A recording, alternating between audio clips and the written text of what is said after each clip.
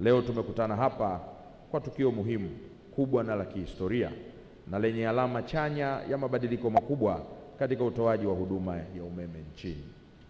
Niwapongeze sana TANESCO kwa kufikia hatua hii kubwa ya kimapinduzi katika utoaji wa huduma kwa wateja wenu.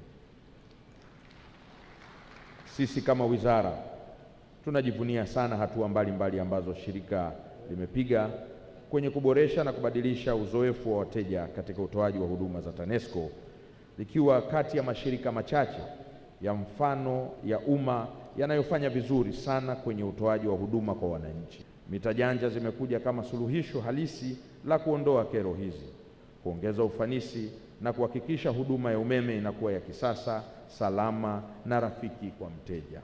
Ni zaidi ya mita, kwani zinaenda kuleta faida na manufaa kwa shirika na wateja wake, ambapo kupitia mita janja wananchi wataweza kuingiza umeme wakiwa mahali popote, si lazima wawe karibu na eneo la nyumbani. Nimefurahi sana kuwepo hapa leo kuweza kushuhudia mapinduzi makubwa katika sekta yetu hii.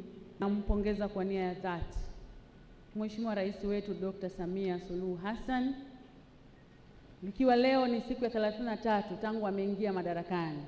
Tunakwenda kuzindua mapinduzi makubwa sana ya kuwa na luku ya kijanja.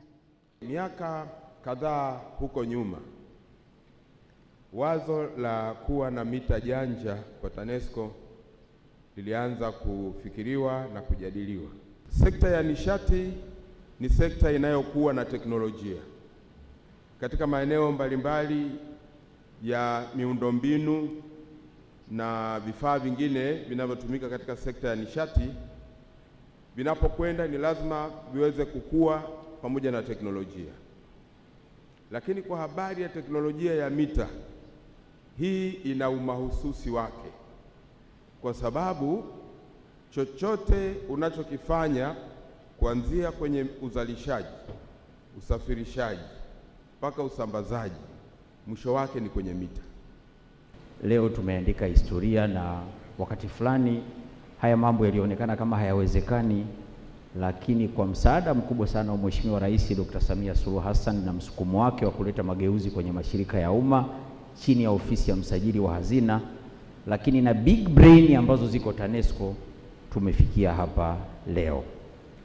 Watu wa TANESCO, wafuasi wangu wote na wanajumuiya ya TANESCO, asanteni sana. Mmetoa heshima kubwa kwa mimi kiongozi wenu, lakini tumeheshimisha sekta yetu ya nishati.